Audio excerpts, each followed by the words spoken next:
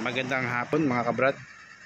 Ngayong hapon meron tayong i-share sa inyong dagdag kaalaman tungkol sa engine at saka chassis location ng D-Max 3.0 2010.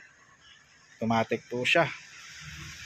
So sana makatulong ito sa inyo kung nahihirapan kayong hanapin yung kanyang engine at saka chassis number.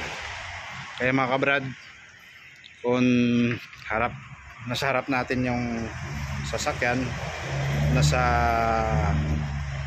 left side siya, passenger side yung kanyang engine number. Sa ilalim, dito tayo sa ilalim.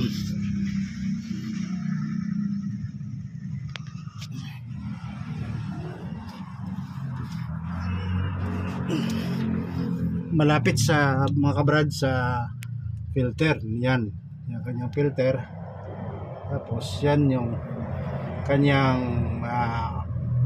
engine number. Malapit lang sa filter. Pag harap natin yung sasakyan nasa left side, passenger side. Dito naman tayo sa engine. Sa chassis naman tayo.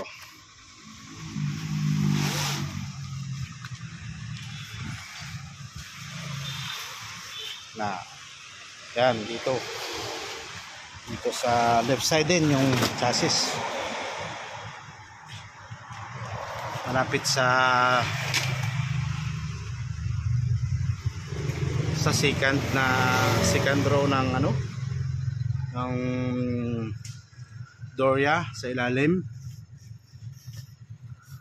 Ayan. Tapos dito. Yan.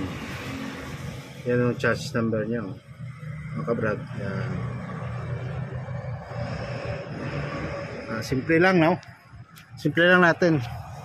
Makikita yung chassis number at saka engine number. D-Max 3.0.